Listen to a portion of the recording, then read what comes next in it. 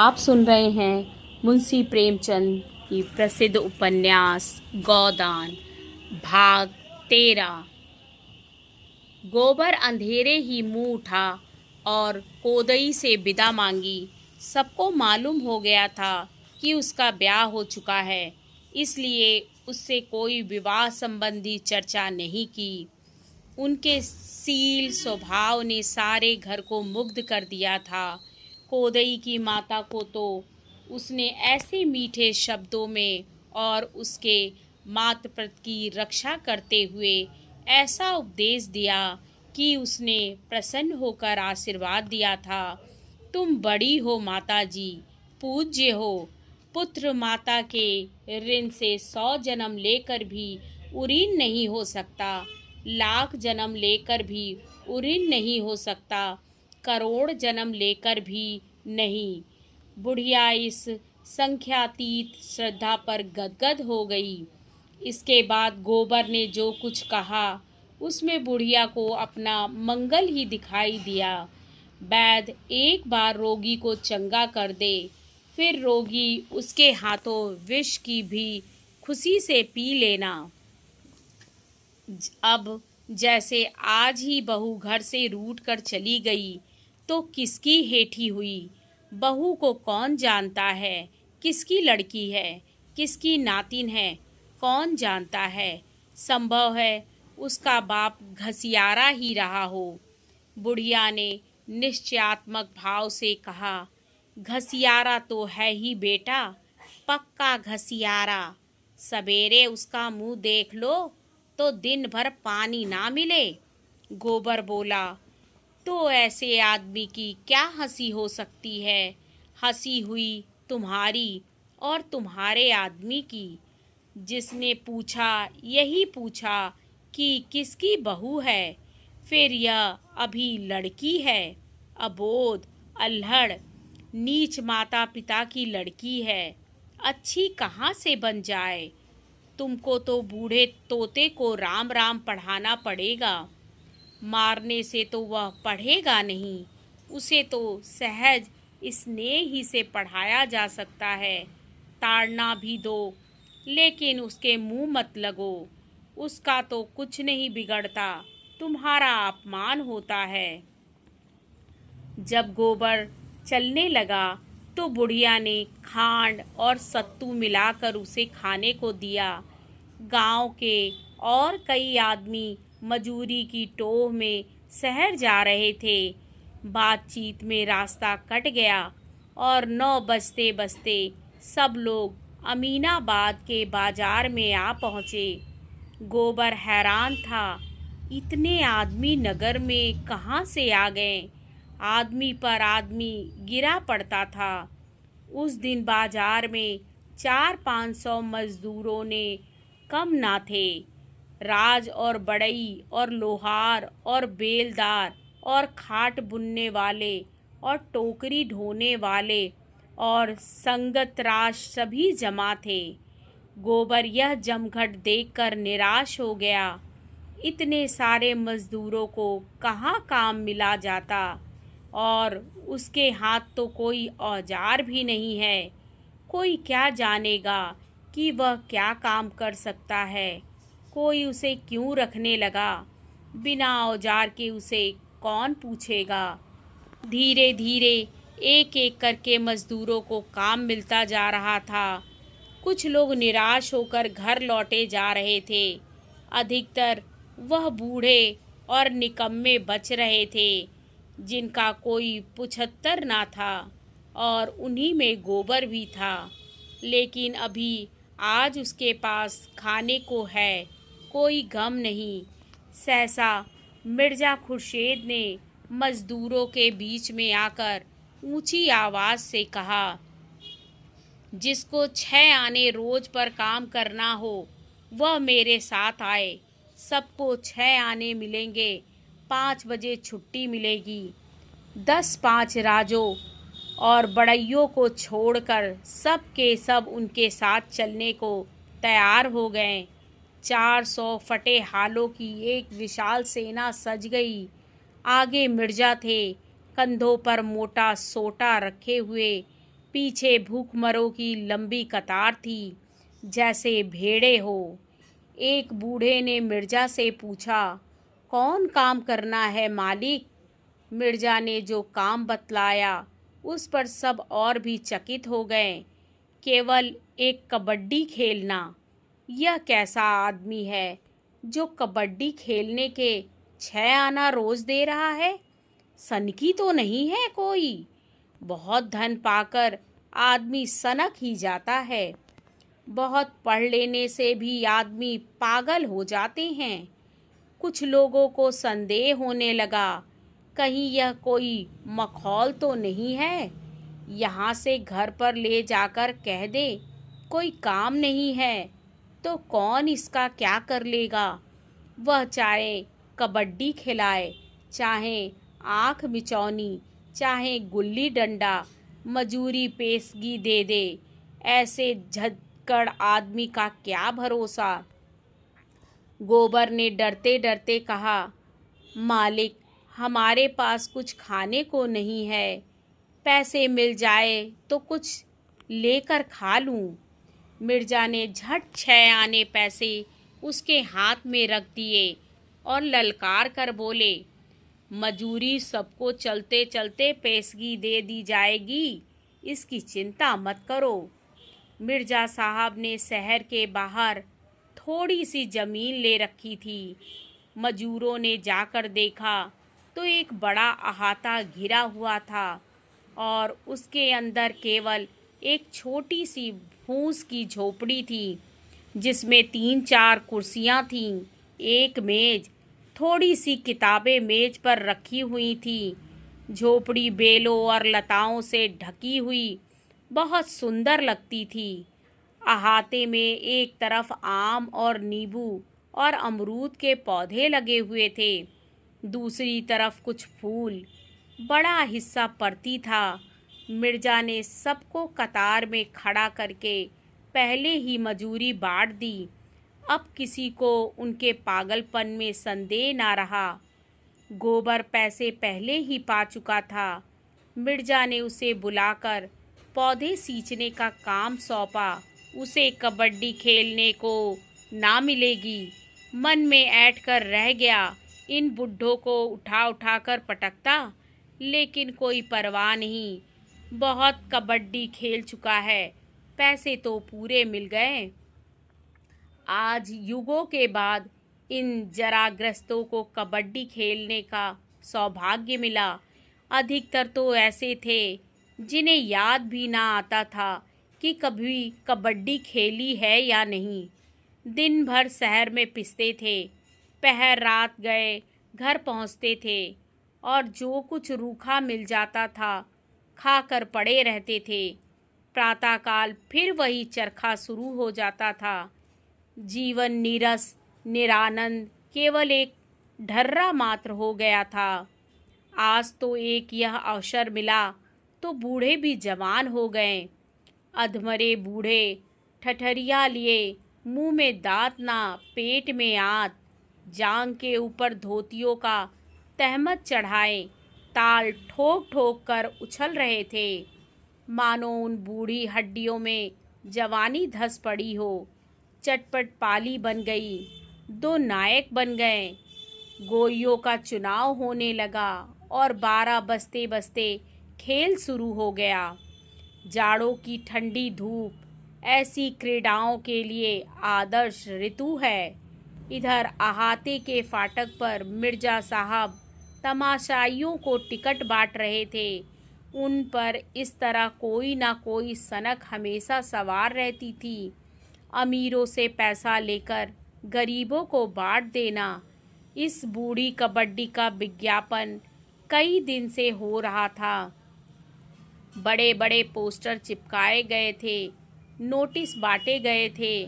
यह खेल अपने ढंग का निराला होगा, बिल्कुल अभूतपूर्व। भारत के बूढ़े आज भी कैसे पोड़े हैं, जिन्हें यह देखना हो आए और अपने आंखें तृप्त कर लें। जिसने यह तमाशा ना देखा वह पछताएगा। ऐसा सुअवसर फिर ना मिलेगा। टिकट 10 रुपए से लेकर 2 आने तक के थे। 3 बजते बजते सारा अहाता भर गया। मोटरों और फिटनों का तांता लगा हुआ था। 2000 से कम की भीड़ ना थी। रईसों के लिए कुर्सियों और बेंचों का इंतजाम था। साधारण जनता के लिए साफ सुथरी जमीन। मिस मालती, मेहता, खन्ना, तंखा और राय साहब सभी विराजमान थे।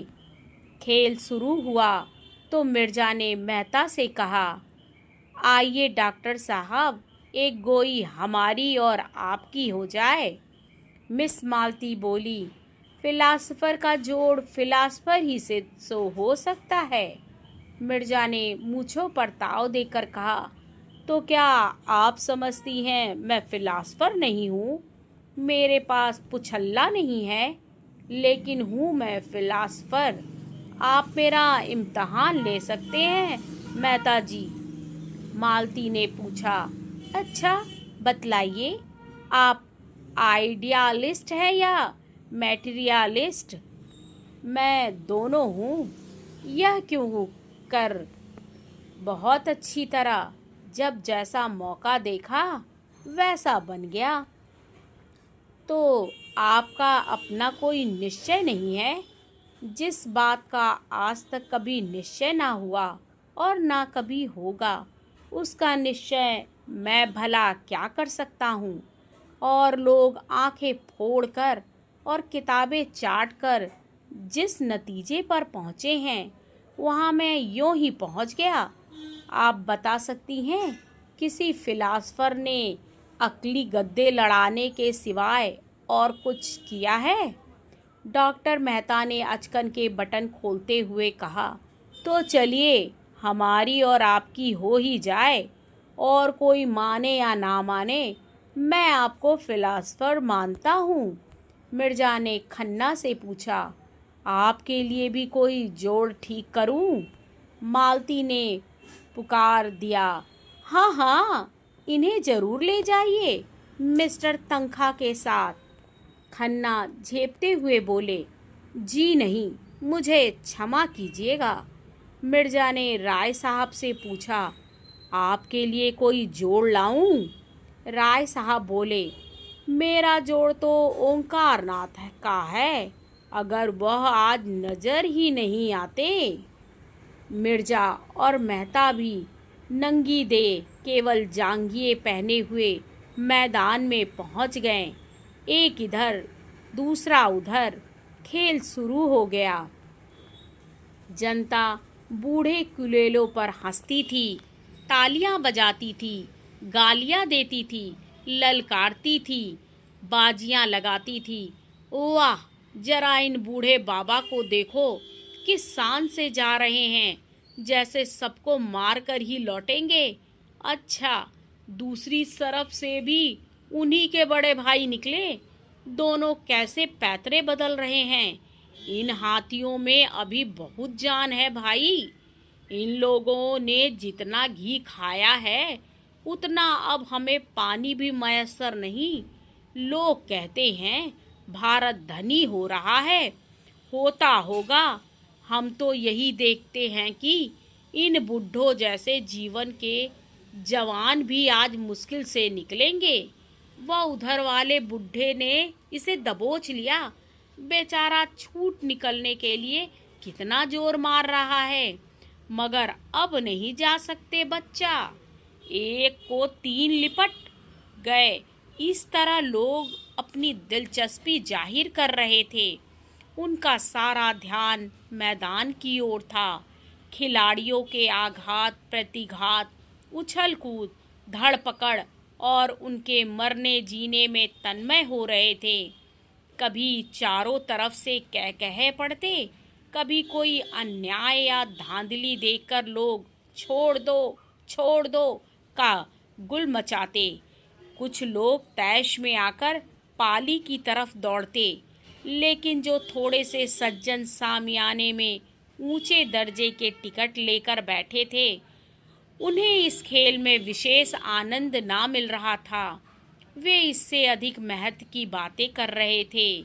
खन्ना ने जिंजर का ग्लास खाली करके सिगार सुलगाया और राय साहब से बोले, मैंने आपसे कह दिया, बैंक इससे कम सूद पर किसी तरह राजी ना होगा, और यह रियायत भी मैंने आपके साथ ही की है, क्योंकि आपके साथ घर का मामला है।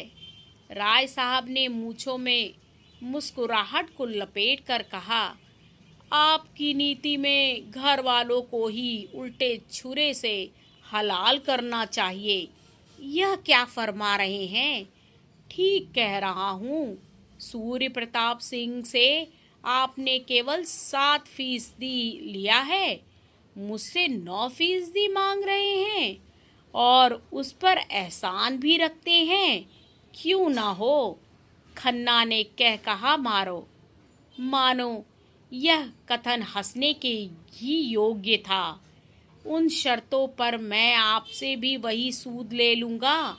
हमने उनकी जायदाद रेहन रख ली और शायद यह जायदाद फिर उनके हाथ ना आ जाएगी। मैं भी अपने कोई जायदाद निकाल दूँगा। 9% देने से यह कहीं अच्छा है कि फालतू जायदाद अलग कर दूँ। मेरी जैक्सन रोड वाली कोठी आप निकलवा ले, कमीशन ले लीजिएगा। उस कोठी का सुबीते से निकलना जरा मुश्किल है। आप जानते हैं वह जगह बस्ती से कितनी दूर है, मगर खैर देखूंगा। आप उसकी कीमत का क्या अंदाजा करते हैं? राय साहब ने 1,25,000 बताए। 15 बीघे जमीन भी तो है उसके साथ।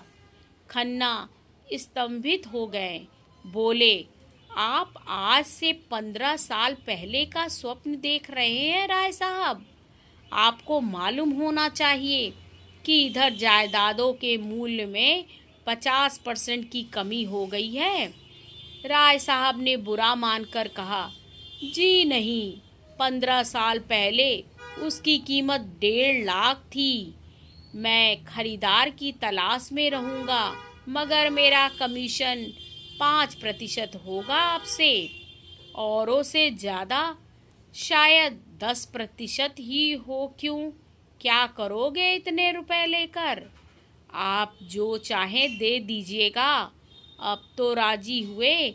शुगर के हिस्से अभी तक आपने ना खरीदे, अब बहुत थोड़े से हिस्से बच रहे हैं, हाथ मलते रह जाइएगा।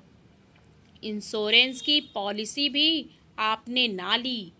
आप में टाल मटोल की बुरी आदत है। जब अपने लाभ की बातों का इतना टाल मटोल है, तब दूसरों को आप लोगों से क्या लाभ हो सकता है? इसी से कहते हैं, रियासत आदमी की अकल चढ़ जाती है। मेरा बस चले तो मैं तालुकेदारों की रियासतें जब्त कर लूं। मिस्टर तनखा मालती पर जाल फेंक रहे थे। मालती ने साफ कह दिया था कि वह इलेक्शन के झमेले में नहीं पड़ना चाहती, पर तनखा आसानी से हार मानने वाले व्यक्ति नाते आकर कुहनियों के बल मेज पर टिककर बोले, आप जरा उस मामले पर फिर विचार करें। मैं कहता हूँ, ऐसा मौका शायद आपको फिर ना मिले। रानी साहब, चंदा को आपके मुकाबले में रुपए में 1 आना भी चांस नहीं है। मेरी इच्छा केवल यह है कि काउंसिल में ऐसे लोग जाएं जिन्होंने जीवन में कुछ अनुभव प्राप्त किया और जनता की कुछ सेवा की है। जिस महिला ने भोग विलास के सिवा कुछ जाना ही नहीं, जिसने जनता को हमेशा अपनी कार का पेट्रोल समझा, जिसकी सबसे मूल्यवान सेवा वे पार्टियां हैं जो वह गवर्नरों और सेक्रेटरियों को दिया करती है, उनके लिए इस काउंसिल में स्थान नहीं है। नई काउंसिल में बहुत कुछ अधिकार प्रतिनिधियों के हाथ में होगा और मैं नहीं चाहता कि वह अधिकार अनाधिकारियों के हाथ में जाए। मालती ने पीछा छुड़ाने के लिए कहा, लेकिन साहब, मेरे पास 10-20 हजार इलेक्शन पर खर्च करने के लिए कहाँ है। रानी साहब तो 2-4 लाख खर्च कर सकती हैं। मुझे भी साल में 1,500 रुपये उनसे मिल जाते हैं। यह रकम भी हाथ से निकल जाएगी। पहले आप यह बता दें कि आप जाना चाहती हैं या नहीं।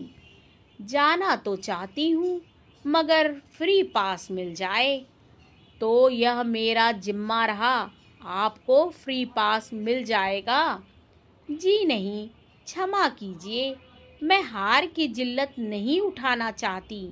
जब रानी साहब रुपए की थैलियाँ खोल देंगी और एक एक वोट पर असरफी चढ़ने लगेगी, तो शायद आप भी उधर वोट दे देंगे। आपके ख्याल में इलेक्शन महज रुपए से जीता जा सकता है? जी नहीं, व्यक्ति भी एक चीज है। लेकिन मैंने केवल एक बार जेल जाने के सिवा और क्या जनसेवा की है। और सच पूछिए तो एक बार भी मैं अपने मतलब ही से गई थी, उसी तरह जैसे राय साहब और खन्ना गए थे। इस नई सभ्यता का आधार धन है। विद्या और सेवा और कुल जाति सब धन के सामने हैच है। कभी कभी इतिहास में ऐसे अवसर आ जाते हैं जब धन को आंदोलन के सामने नीचा देखना पड़ता है, मगर इसे अपवाद समझिए। मैं अपनी ही बात कहती हूँ। कोई गरीब औरत दवा खाने में आ जाती है तो घंटों उससे बोलती तक नहीं, पर कोई महिला कार पर आ गई तो द्वार तक जाकर उसका स्वागत करती है और उसकी ऐसी उपासना करती है मानो साक्षात देवी हैं।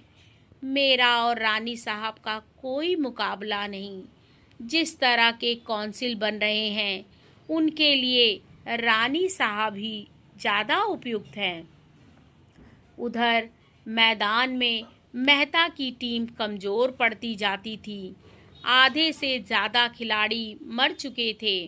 मेहता ने अपने जीवन में कभी कबड्डी ना खेली थी। मिर्जा इस फन के उस्ताद थे। मेहता की तातीले अभिनय के अभ्यास में कटती थी। रूप भरने में वह अच्छों को चकित कर देते थे और मिर्जा के लिए सारी दिलचस्पी अखाड़े में थी, पहलवानों के भी और परियों के भी। मालती का ध्यान उधर भी लगा हुआ था। उठकर राय साहब से बोली, मेहता की पार्टी तो बुरी तरह पिट रही है। राय साहब और खन्ना में इंश्योरेंस की बातें हो रही थी। राय साहब उस प्रसंग से उबे हुए मालूम होते थे। मालती ने मानो उन्हें एक बंधन से मुक्त कर दिया। उठकर बोले, जी हाँ, पिट तो रही है। मिर्जा पक्का खिलाड़ी है। मेहता को यह क्या सनक सूझी, व्यर्थ अपनी भद करा रहे हैं। इसमें काहे की भद, दिल लगी ही तो है। मेहता की तरफ से जो बाहर निकलता है वही मर जाता है। एक क्षण के बाद उसने पूछा, क्या इस खेल में हाफ टाइम नहीं होता? खन्ना को शरारत सूझी।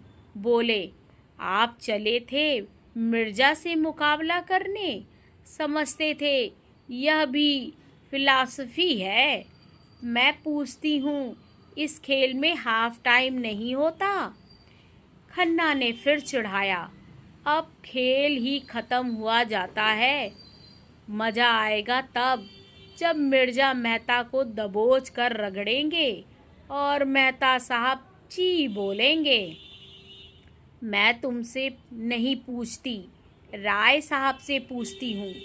राय साहब बोले, इस खेल में हाफ टाइम एक ही एक आदमी तो सामने आता है। अच्छा, मेहता का एक आदमी और मर गया।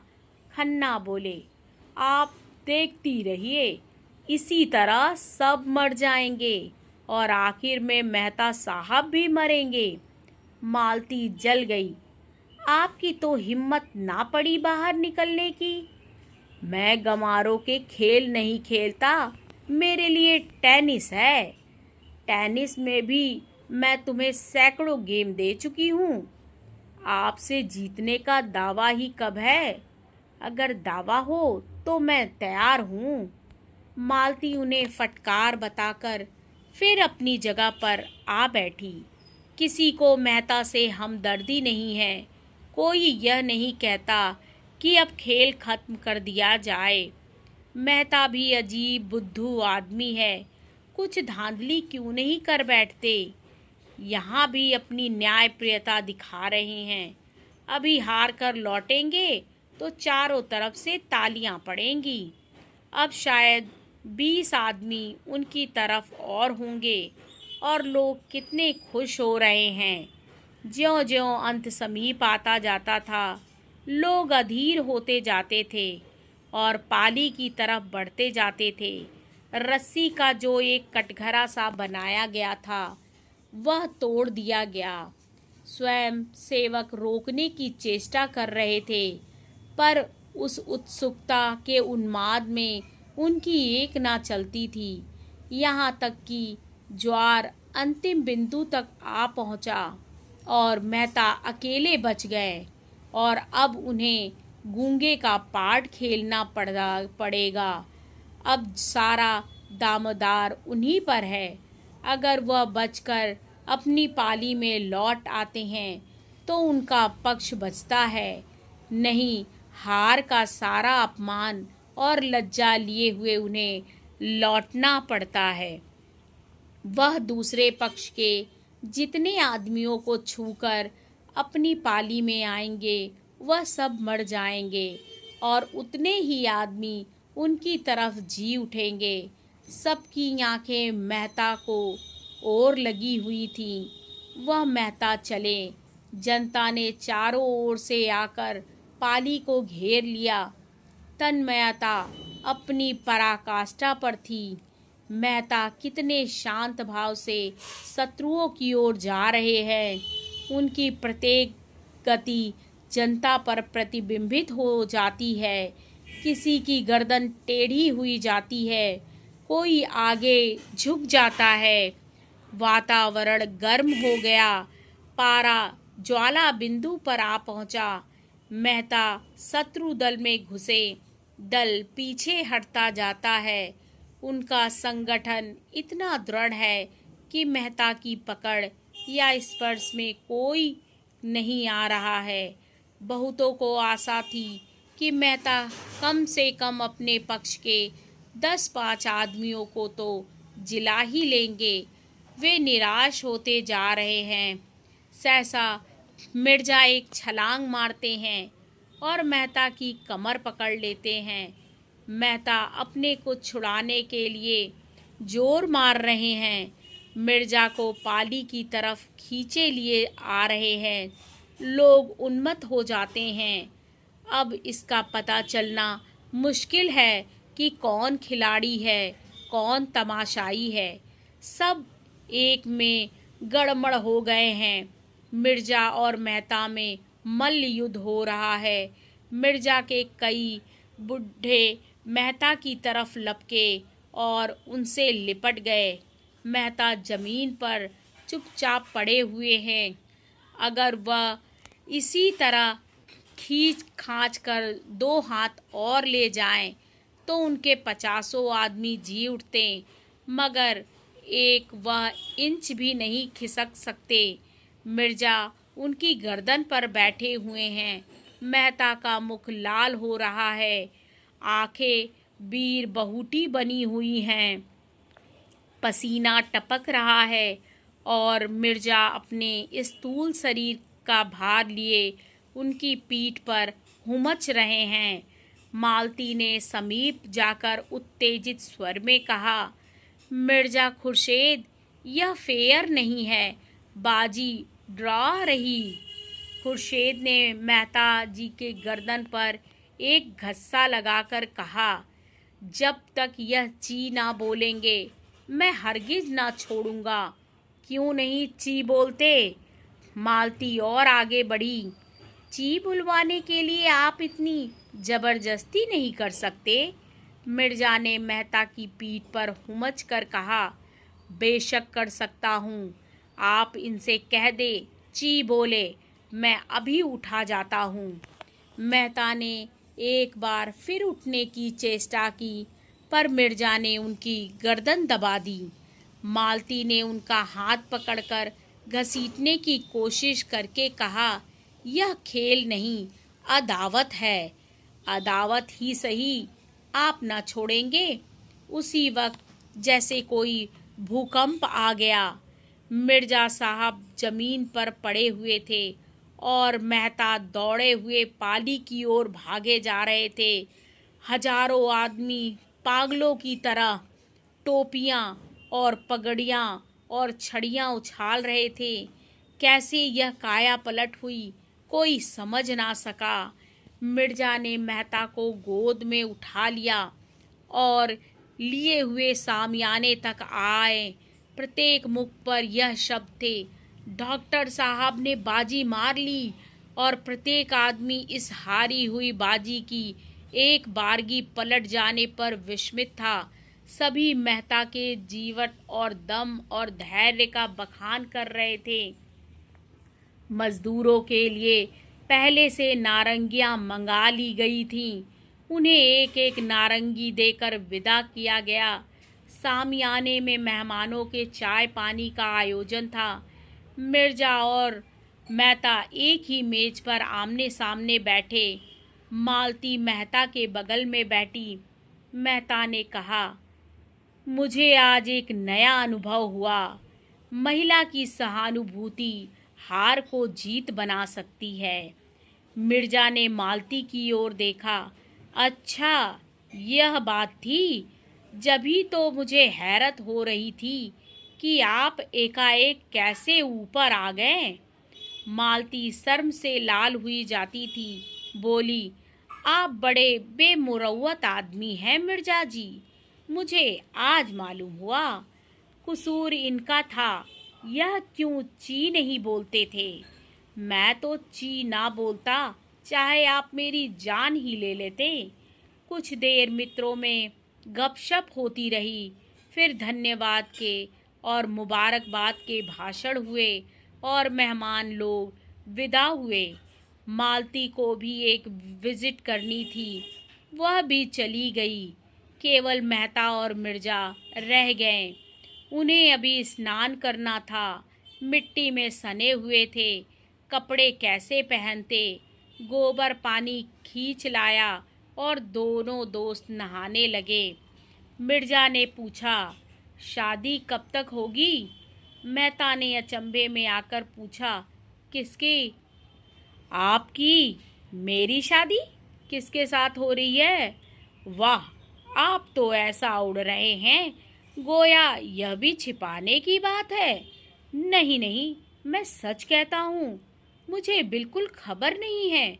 क्या मेरी शादी होने जा रही है? और आप क्या समझते हैं, मिस मालती आपकी कंपेनियन बनकर रहेंगी?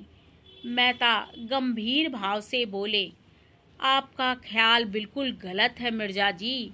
मिस मालती हसीन हैं, खुश मिजाज, समझदार हैं, रोशन ख्याल हैं और भी उनमें कितनी खूबियां हैं। लेकिन मैं अपने जीवन संगनी में जो बात देखना चाहता हूँ वह उनमें नहीं है और ना शायद हो सकती है। मेरे जेहन में औरत वफा और त्याग की मूर्ति है, जो अपनी बेजबानी से, अपनी कुर्बानी से अपने को बिल्कुल मिटाकर पति की आत्मा का एक अंश बन जाती है।